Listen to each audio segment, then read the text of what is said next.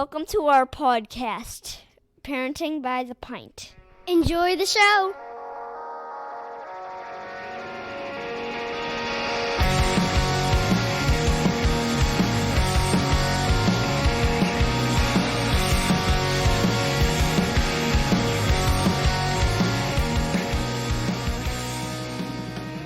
Greetings, Minivan Mafia.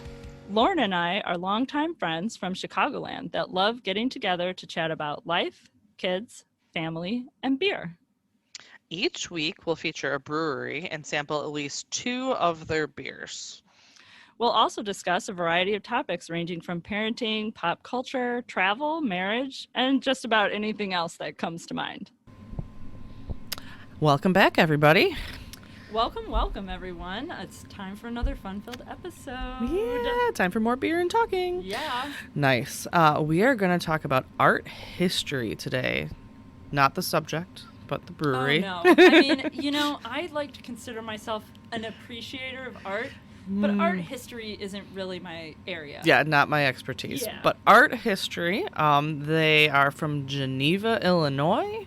And they opened in the middle of the pandemic in May 2020. So, whoa. Right? Yeah. I did not expect that. I kind of purposely did not learn a whole lot about them when you proposed art history because sometimes I know stuff about the breweries ahead of time, either from my own history. From experience, or just from hearing about them or different somebody's things. talking about them, but I don't know anything about art history. Well, let's open up this Czech style art history. Yeah, I don't know anything about art history I know a little bit, only from this, but not the subject.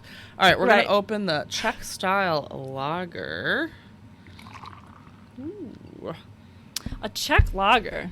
Man. Yeah. They're totally focused on a lot of European beers. So they opened in mid-pandemic in May of 2020. That's pretty serious business. Yeah, for sure. And this is Tom and Cindy, husband and wife, opened it. This is their second career for both of them. So Cindy was in the pharmaceutical industry for 30 years. Tom was actually in the printing industry for a very long time. Okay. Setting up production facilities and things like that. But in the 80s, he homebrewed, but didn't really stick with it. Okay. And then he, picked it back up again, and he did train in Germany and went to the World Brewing Academy and came back with this love of European-style beers. I can relate to that. Yeah. They've got a 10-barrel craft brewery with a tap room and a beer garden outside for not now, but for the summer. Okay, fair. Yes, it is February, so it's not really beer garden weather. Not so much. So their head brewer is Greg, and Greg has a long history in the industry. He started back in the early to mid 90s at Wine Cellar in Berwyn. I said Berwyn. I was trying to decide if you were talking about Berlin, Berwyn, Germany, or Berwyn, the suburb Illinois. of Chicago. I decided to let you do it. It just didn't roll off the tongue very well. He was actually hired by Nick Floyd, who was working at Wine Cellar before he went to start Three Floyds. Okay. So he started there, and then he left there, and he periodically went back to school. He went to Siebel, came back. He wound up working at Goose Island with Jim Seebach, who's at Revolution now, and also the brewmaster of Firestone Walker. So he's been around and been with a lot of different people who have gone to great places in the beer industry. He worked at a variety of other breweries, Brass, which is now Lucky Monk, and then he spent 15 years at Mickey Finn's, which is where he left to come to art history. Okay. So he's got a long history in the brewing industry. And so Tom and him work together. Cindy does more of the sales side of stuff. Art history, they took the history side. They wanted to do traditional style of beers and go back to the history and, the old styles of things. And then they also have a love of art. Their logo is very Art Deco, architectural. I see that. It's kind of like arrows. Yeah, it's supposed to be AH, so art history. I see that. Yeah. Okay. So, And then there's not just the history, but, beer now, there's so much more to explore and things like that. So art history. Caveat, their daughter is also an art history major, so I'm not sure how much that played into that. Oof. Well, I good think luck probably for her. a bit. But yeah, so this is, like I said, the second career for both of them. And Greg, this is just continuing on his brewing experience. And they put it all together and opened up this brewery in the middle of the bad place. And Middle of the bad place. But I it's will say doing this well. beer is pleasantly cool. It's not lukewarm, which is what is required in the medium place. The medium place, yeah, it's actually the perfect temperature. They even have a traditional Czech beer tap there, I guess. So I guess in like Prague, if you go, they start by pouring foam. Okay. And then they put the nozzle into the foam and pour the beer under it so that the foam rises and the foam protects the beer from oxidizing. Oh, I love it. So that's like the way you do it in Prague, apparently, which I've never been there, so I don't know. But I have actually been to Prague, but it was when I was too young to appreciate beer, which is a lot of my stories about going to Europe, I I'm know. afraid. Yeah. Realistically, that makes sense because once you get old enough, your parents don't really take you to Europe anymore. Then it's your responsibility to take your kids, and that's not happening for a while. Nah, we're not there yet. We did have a brief conversation about taking our kids to Europe because my brother was tossing around the idea of a spring break trip, perhaps to Italy or something like that. And I was sort of like, oh, maybe we could do that. And my husband was just like, no. Not yet. Fair enough. And I was like, it's yeah. long. It's a very long, no. It's a lot of travel, and Yes. it potentially is a lot of walking. Yeah, And they're a little young. Yeah. a lot of art history. Yeah, and our children will not appreciate I that at this just feel point. like taking my children to see the Sistine Chapel after they've walked through the entire Vatican They're Museum. literally not going to care. They're going to ask when we can go home. Yeah, Yeah. I have a feeling that the phrase I would utter the most is, don't touch that. That's totally The true. tapestries are not to be touched. Don't touch the art. Don't Someone touch is it. going to Don't kick us touch out. it. Yeah. Listen to the recording. Yeah, no, that totally is not going to happen. So, so- yeah, all right. So, this is very pleasant. It is very pleasant. It tastes like a lager. It does taste a little bit like Pilsner Urquell, which it is does, kind of exactly. like That's the world famous Czech lager. Yep, totally is. It's beautiful. Just a nice yellow Yeah. beer. You're right. It's perfect temperature. It's cold, but not too cold. No, it's- could probably even be a touch warmer. But you traveled here with it, and I it did is like travel here 20 with it. degrees Yeah. outside. So I don't think that it was going to get much warmer in your car. No. Unfortunately, beers like this are very forgiving temperature-wise. There are other beers, in my opinion, like stouts and barley wines, where if they're too much cold, better at a particular temperature. yeah, if they're too cold, Agreed. you don't get all of the flavor. Yep, I Whereas a agree. beer like this This is can be cold, it can be cool, and it's refreshing and It's very refreshing. delightful. Yeah, this is the lager I like. I don't like all lagers. This is the lager I like. This is the lager you like. That's great. is. Yeah. And it's called some word that I probably won't pronounce correctly. Yeah. Levitace, perhaps? Sure, maybe. Don't know. Looks maybe to be Latin, I guess. I don't know. I assume it means levitate. But we're just all guesses, you great guys. guess, That's and- 100% a guess. I'm not Yeah, no clue. gonna stress over it. No. Czech style lager. Yeah. Yeah, we're gonna go with that. It tastes good. It does. We like it. We like it. Yeah. So, all right. Let's move on to a delightful topic that we've been very much looking forward to discussing, which is stress and daily frustration and how we cope with these things. Something that I imagine literally everyone who's listening to this can relate to. You do not have to have kids to be stressed out. In fact, I was thinking about that when I was writing my notes for this episode, and I remembered our episode where we interviewed Rachel. Okay. And you and her both mentioned how, as a friend to somebody who doesn't have a child with special needs, reverse that. As someone who has a child with special needs or needs more attention or has disabilities or whatever that may be, that you don't want your friends to limit their time that they might express themselves to you with what's going on in their lives and what they're for stressed sure. about, because even if it's not the same thing that's weighing on you, it doesn't make it less significant. It doesn't mean any less to them. No, everybody has their own struggles, and you can't compare them relative to anyone else. I So, 100% agree. And I often bring up this subject when I think about stress and struggles and things like that. Every now and then there's this post on Facebook about how you're not supposed to pay it forward in the Starbucks line because the lady behind you in the Starbucks line doesn't need you to buy her latte. If she's in line, she can afford a latte. So why are you buying hers for her? And I always say to not myself, the point, though. yeah, but you know, I've been the lady behind the person who's had their drink paid for. Yeah. And the amount of like positive vibes and good feelings that I have gotten on days. Now, okay, I don't go to Starbucks very often. No. For me, generally, Starbucks is on the day where I was up a lot during It's the on a night. bad day. It's the bad day. It's This the is the bad day. treat. I'm treating myself. That's why I'm in the line. I agree. I Yeah. don't drink Starbucks every day. And Neither that do I. doesn't Yeah. necessarily mean that's everybody else in line either. Sure. But if One example. I'm able to buy the drink for the person behind me, or someone is able to buy the drink for me, I feel like they're not doing it because they know I can afford the drink. They're doing it because they want to pass on a little positivity. Yeah. And I just feel like the whole we don't know what people are struggling with argument just really kind of comes into play with this specific example. I'm not saying just go buy drinks for people at Starbucks.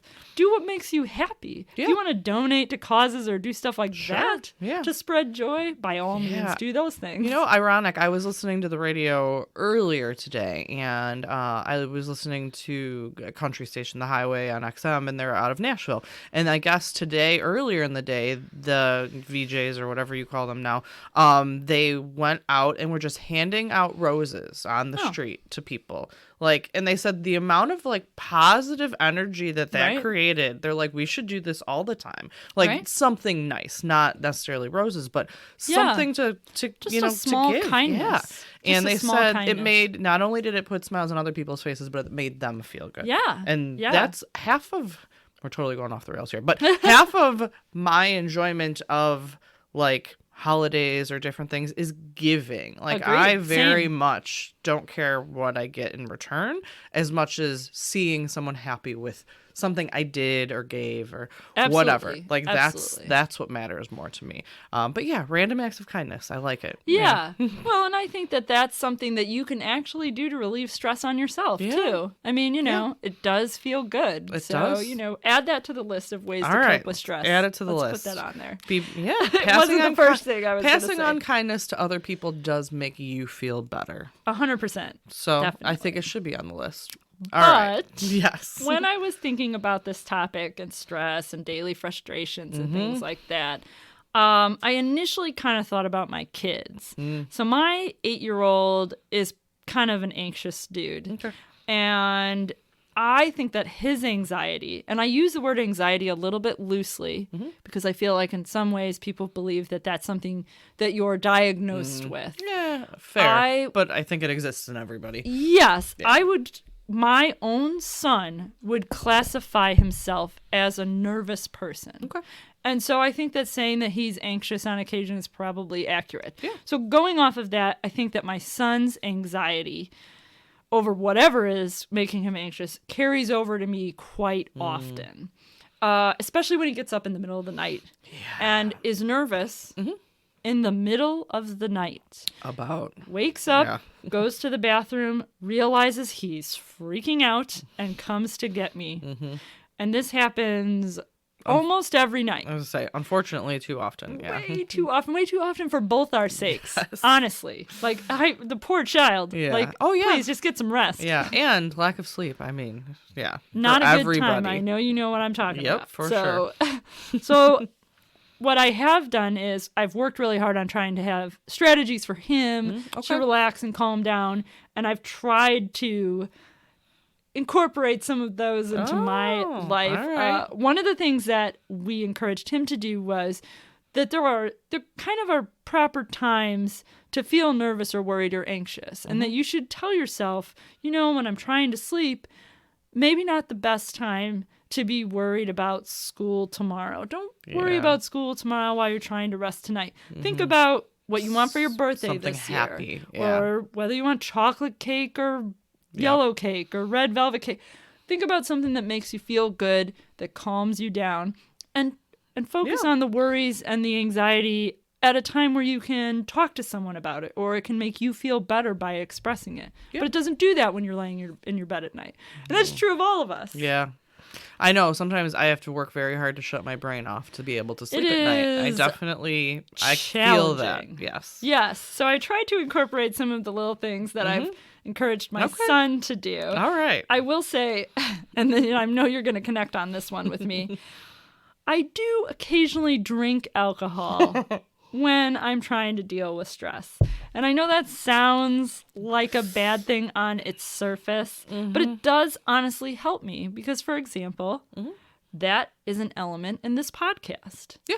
And this is really good for me emotionally, doing this podcast. We're drinking and we're talking. Those are two of your big That's literally things, my whole list right? here that I have written. The second item is just, and then there's talking through stuff with people. Yeah.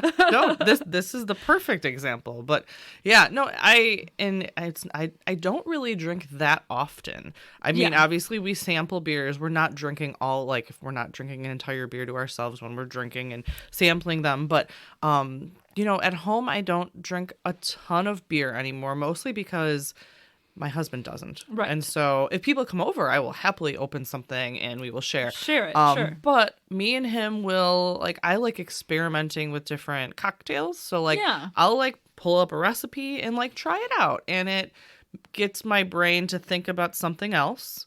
So I'm doing that, and then we can enjoy it. And that's definitely something that is a nice kind of relaxation time. Yeah. So it's not necessarily the act of getting drunk No, or drinking too definitely much. not. That's not it for me either. No. It's not that I have to drink 4 beers No. to feel good after shoveling my driveway. I mean, It's sometimes, but just that they feel good after I shovel my driveway. No. No, but this. Yeah. Socializing with you, Yes. socializing with my friends, going out for an evening with my Yes. family and having a drink, that element exists there. But really, really what it's about is enjoying that with somebody else. Yes. And that's a big help for me when it comes to frustration and stress is being able to kind of just connect with somebody else. Sometimes it's my husband. Yeah. Sometimes it's friends. Sometimes it's my kids, Yeah, no, socializing to me is a big one. Whether it's just, having a drink, whether it's going me and one of my girlfriends, we'll go out for breakfast and literally just go to Home Goods and walk around. But and you just talk about what you're looking at. Yeah, and we just update each other on your laugh lives. at the weird crap that they have in the store, and but it's just connecting with someone. Absolutely. And that definitely to me is a huge help. It's probably also kind of a distraction sometimes. So sometimes it just depends on what I'm stressed about. Sometimes I want to talk something through, and sometimes I want to forget about it. And it just depends 100%, on definitely. what it is and how I address it. So, those are two different things, but sometimes you do just want to be I'm just leaving this. I'm going to let it die. Yep. And then I'm going to go distract myself with something else. And absolutely, that part definitely helps when there's someone else with you, because when you are by yourself and you're trying to forget about something, it's not as easy because you stew on it.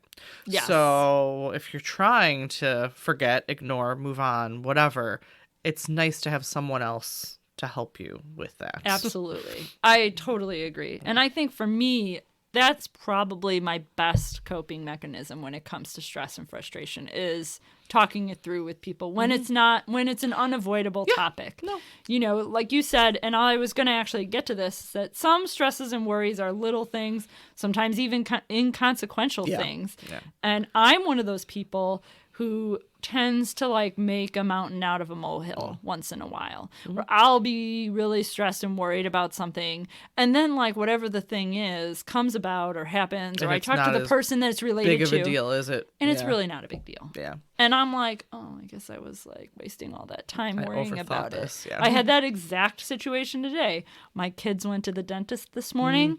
We found out my one son had some cavities. Okay.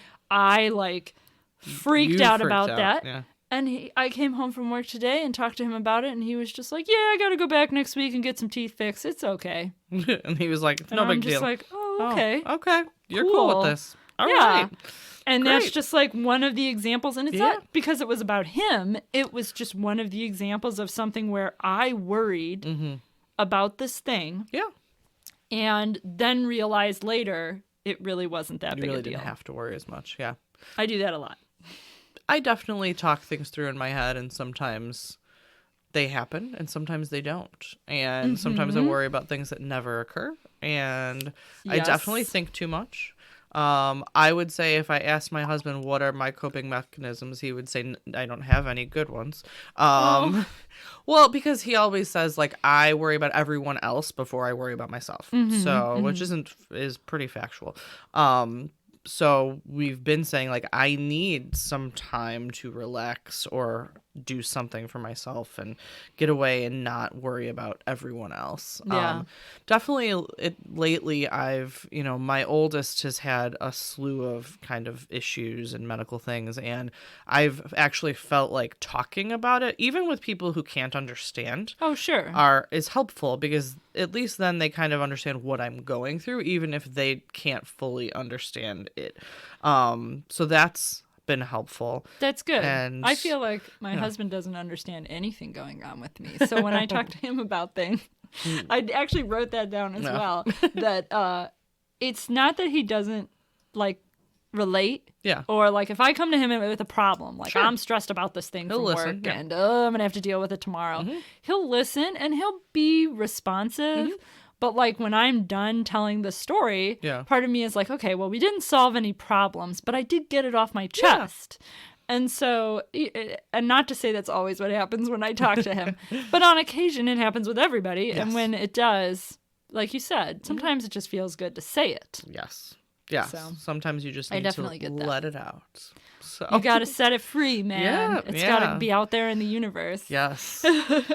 My husband has probably healthier coping mechanisms than I do. He goes to the gym, which I don't do, which I should do, but that helps his stress. And he does Krav, so he does like some jujitsu and some. He's like it feels better to choke someone, even if it's not for real. It's just Yeah, I could see that. So Yeah. I did Yeah. at one point consider the idea of shooting a gun on my 40th birthday, like making that what I did on my birthday.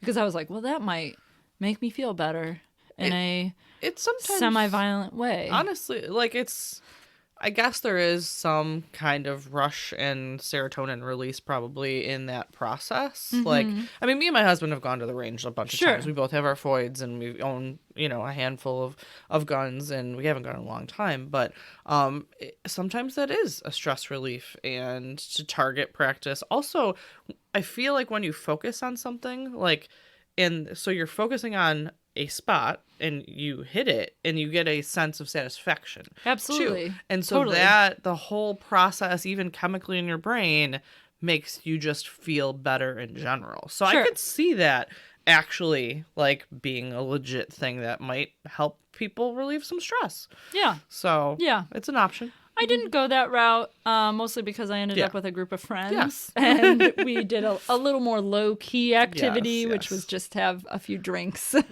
Which is basically, which was also awesome. Totally. And it was yes, perfect. exactly. I'm very glad that's what I did for my birthday. So no regrets there, certainly not. You kind of mentioned like exercise as something that hypothetically Yes. could relieve stress for Yes, a yes. person. Yes. And I would put that in the same list for myself. Should I exercise more?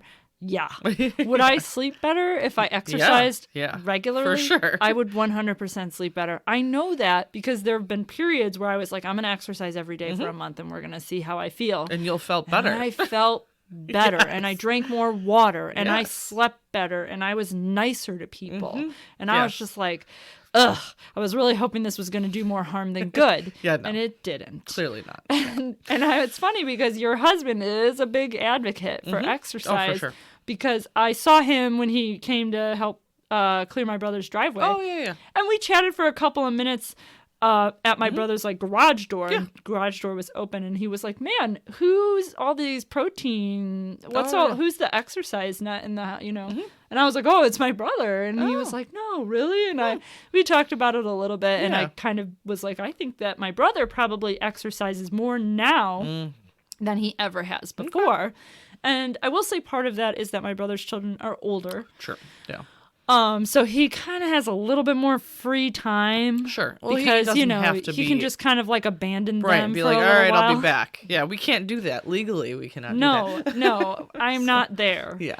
And that day will come someday, but it Right. is years away. Yes, So exactly. that's not a reasonable possibility for me. Yes. But I do sometimes exercise in my home. I have like an exercise bike, and I go in waves with stuff like that. When I used to be a member at a gym, I would go much more often. Yeah. Mostly because of the guilt of paying money Paying to go it. somewhere. It's just, it which is makes a you huge feel like motivator. you should. Yeah.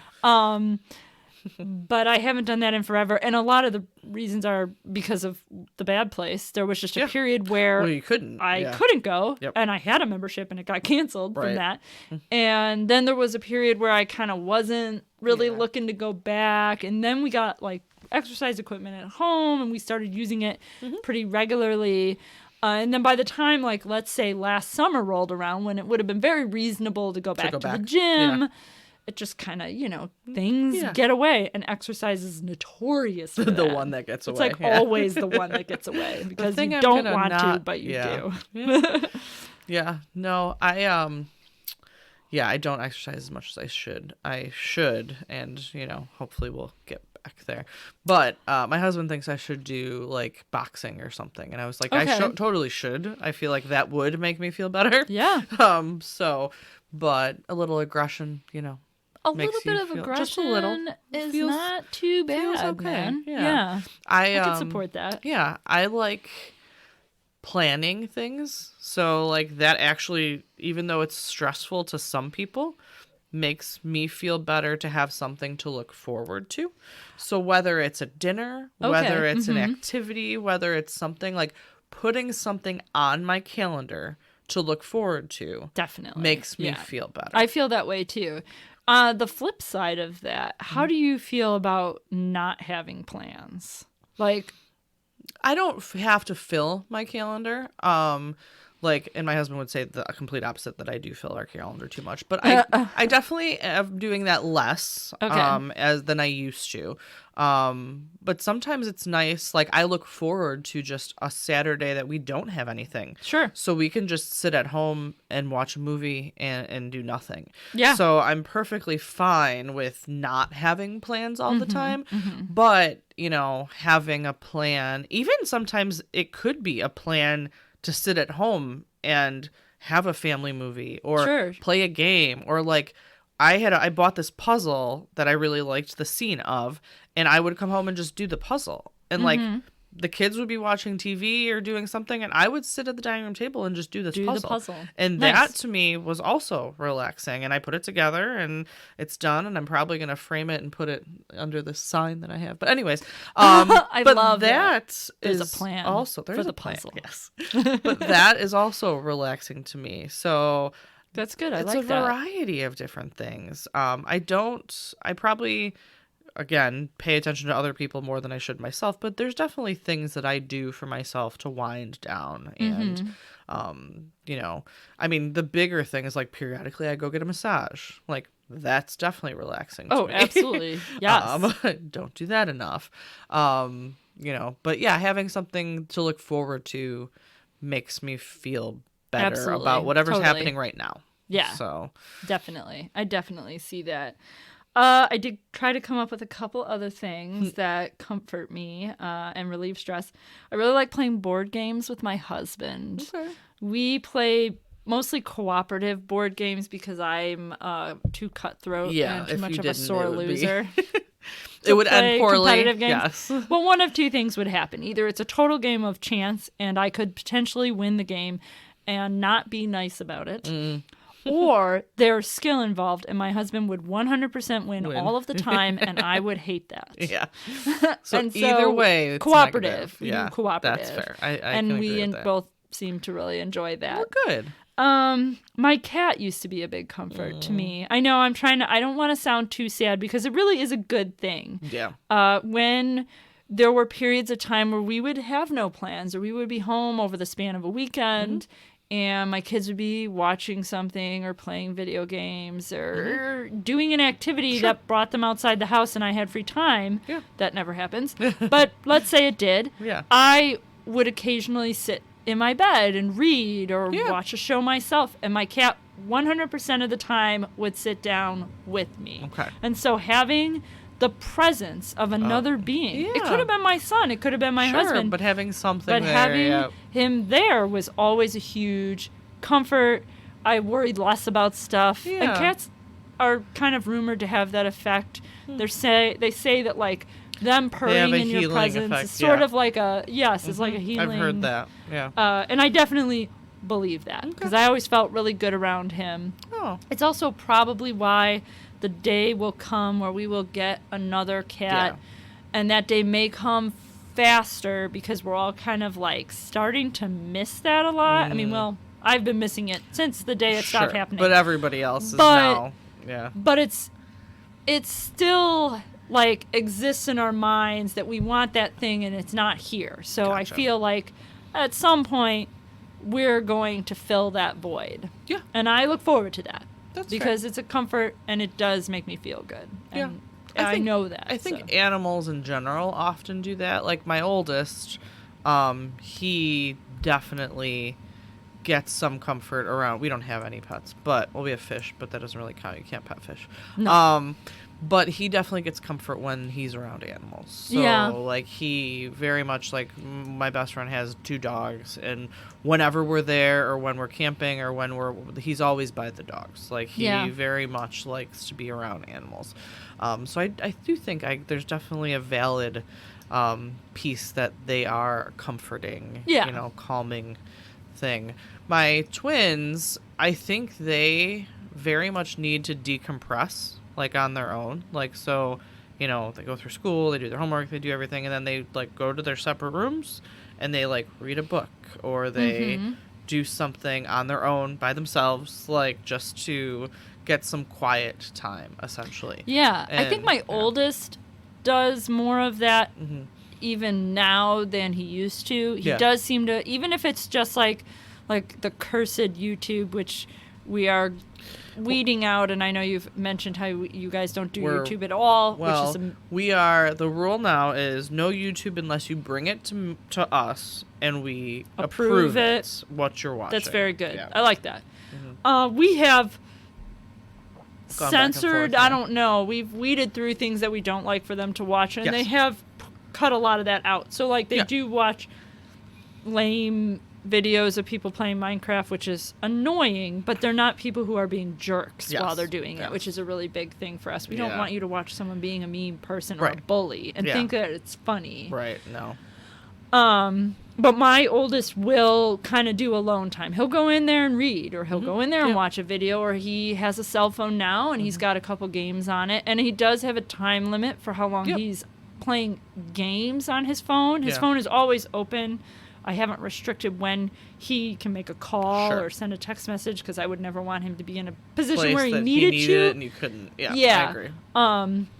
But he has limits on some of the apps, and he'll play the 30 minutes of this game that he's able to play, and he will do it by himself in his room a lot of times. My youngest won't be alone. Can't be alone. He would go into his brother's room and be in there with him if he could. And if he can't do that, he's going to sit on the couch wherever me or my husband is or wherever we're at. My daughter is more like that. She still does do her alone thing, but when she's around us, she's like, like attached at the hip to whoever's there. Yeah. Like literally like on top of us. Yeah. So I think that I think all of my children actually are very affectionate people, and they get comfort from that.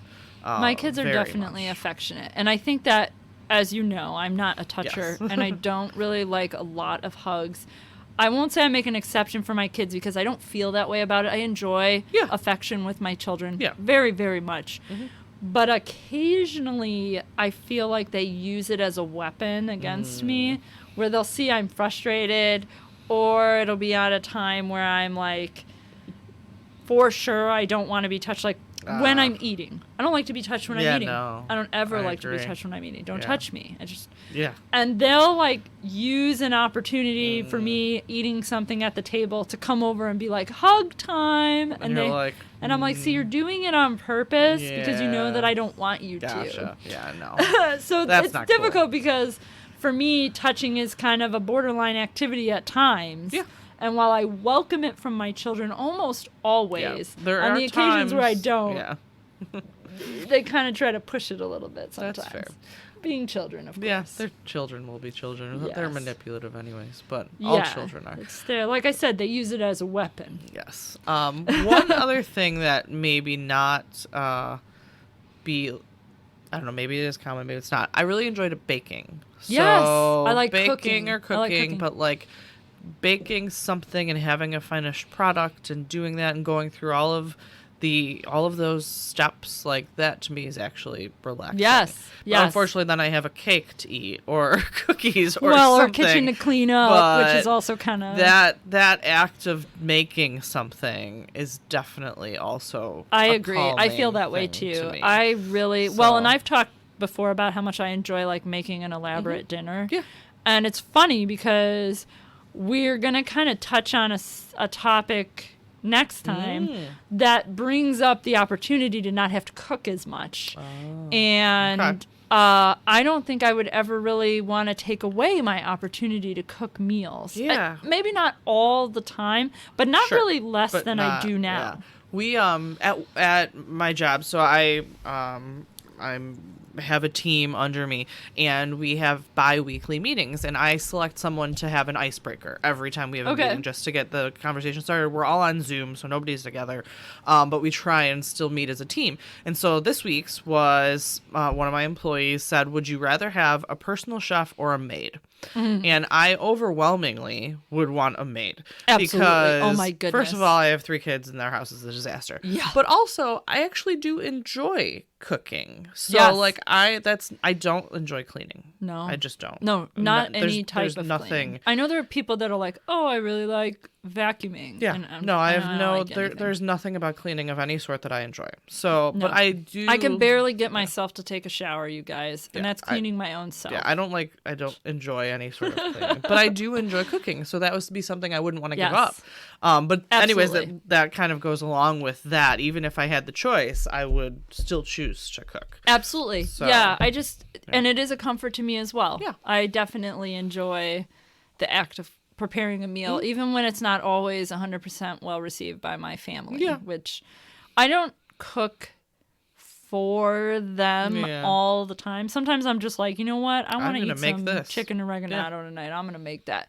And I put it on the table, and one of my kids will just be like, I don't like this. And I'll be like, yeah, I know, but I really wanted it. Yeah, so we're gonna eat it. So we're going to have some chicken. And then if you're still hungry because you didn't eat very much, there's the fridge. Don't eat treats. Eat some real food. Yep, Okay, we're totally. done. I can totally understand Yeah. that. So, all right. Why don't we open this and we can continue if you have anything left? But we're going to do, this is art therapy, actually. Oh. Art history, art therapy. So, Imperial Double Dry Hopped Imperial IPA.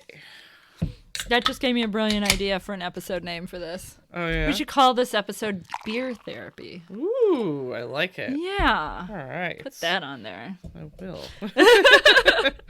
All right. So we're easing the stress of our day. Yes. What do we Which- have? What did you say? Double IPA? No, Okay. it's a double DDH double dry hopped Imperial IPA. Imperial IPA. There it is. So many different words with IPA these days. I It's hard know. to keep track. It really is. So many varieties of things. A lot of head. Yeah. It smells kind of lemony. Mm. Is that what I'm getting? Yeah. A little citrus, but more on the lemon side than on the grapefruit side. For sure. Tastes kind of lemony. Yeah? Okay. Yeah. It's a little it's different. maltier than I think I expected it to be. Maybe this is Imperial IPA versus all the stuff that we've had lately, and that's sort of where that comes in. Maybe that's the European style. I mean, I have no idea, honestly. Yeah.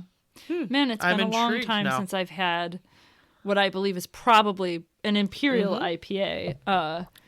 This is great. It's great, very but different. it is a little different than some of the like double IPAs and even classic IPAs we've had. You definitely can't like compare this to. It doesn't taste like a double IPA.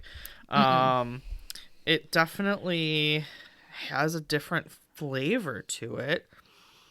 I think that a lot of times when you and I make these observations, I was thinking about this the other day. When we make these observations about especially IPAs, because we've had so many over the course of our lives, and even through this podcast, there was a period where we had to agree not to drink IPAs for a while because we featured had so one many in of them. every episode for we're 10 okay. episodes straight. No more. So we were like, we got to get away from them for a little bit. Yeah. And so I think that that's always been in our minds, and we still kind of steer away from IPAs a lot. But I think that why we notice these distinctions is the hop combinations in these beers. Oh, yes, for and I sure. think that, like, for example, European hop combinations, which is probably what is in this. Yep. Oh, I guarantee it is. Create this flavor and feel and head and more all of malty. that. It's a darker color. Yes. If you can see it, it's a darker color. It's much more malty tasting, even the feel to it. It's just very different than what you would see in American style IPA or something like that. Absolutely. Totally Doesn't taste different. like it. No, but at it's all. a really, if you don't like malt, you wouldn't like this as much to me. No, I don't think so. But it's much more malty than it is bitter. It's still got the hoppiness to it. You're still getting There's the hops. still a little bit of that, it's especially on the just tail end, on the different. Yeah. aftertaste. I still get the feeling of an IPA in the aftertaste. But for it is me. more on the lemon side. Right? And it's that definitely flavor. more malty. Yeah. So interesting though. Super interesting. Something I haven't had in a very long time. Yeah. Glad that we got to visit with it. Yeah, these are really cool. If we're ever in, that area, Geneva, Yeah. I would definitely check it out. And these were two really good beers. Yeah. So, And great conversation. and we got through some beer therapy. And I So, feel better. Yes, me too. Fantastic. We'll catch you guys on the next one. All right, bye. Bye. Thanks everyone for listening to the latest musings from Parenting by the Pint. Be sure to find us on Facebook, Twitter, and Instagram, and make sure that you rate, review, and subscribe to us wherever you find your podcasts. Have a great week and cheers to you all.